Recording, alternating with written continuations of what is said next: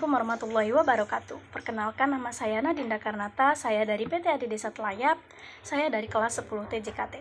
Tujuan saya membuat vlog ini adalah untuk menjelaskan web dan jaringan serta hardware dan penyimpanan. Yang pertama yang akan kita bahas yaitu mengenai web dan jaringan. Web dan jaringan sendiri terbagi menjadi 6 bagian. Yang pertama ada HTML, CSS, URL, IP, VPN, dan LAN. Yang pertama yaitu HTML. HTML adalah singkatan dari Hypertext Markup Language. HTML adalah bahasa markup yang digunakan untuk membuat halaman web dan menampilkan konten, seperti teks, gambar, dan hyperlink di browser web. Yang kedua ada CSS atau Cascading Style Sheets. CSS adalah bahasa style sheets yang digunakan untuk mengatur tampilan elemen-elemen dari HTML di halaman web, termasuk warna, layout, dan tata letak. Yang ketiga ada URL. URL adalah singkatan dari Uniform Resource Locator. URL adalah alamat unik yang digunakan untuk mengidentifikasi lokasi sumber daya di internet yang mencakup protokol seperti HTTP dan HTTPS serta nama domain. Yang keempat ada IP atau Internet Protocol. IP adalah protokol yang digunakan untuk mengirimkan data ke jaringan komputer termasuk di internet. Protokol ini memungkinkan pengiriman data yang efisien antara perangkat yang terhubung dengan internet. Yang kelima ada VPN atau Virtual Private Network. VPN adalah jaringan pribadi yang dibangun di atas jaringan publik seperti internet.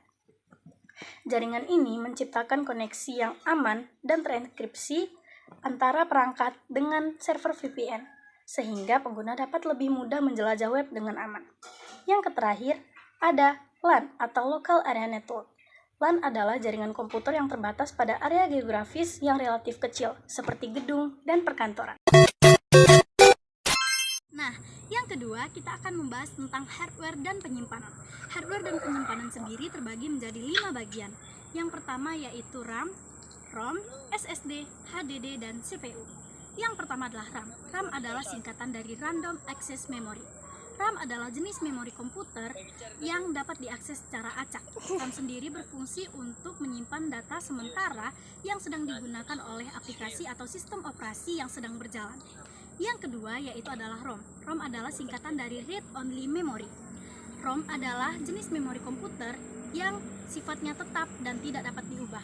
ROM sendiri berfungsi untuk menyimpan instruksi dasar yang diperlukan pada saat akan memulai sistem operasi seperti firmware. Yang ketiga yaitu SSD. SSD adalah singkatan dari Solid State Drive.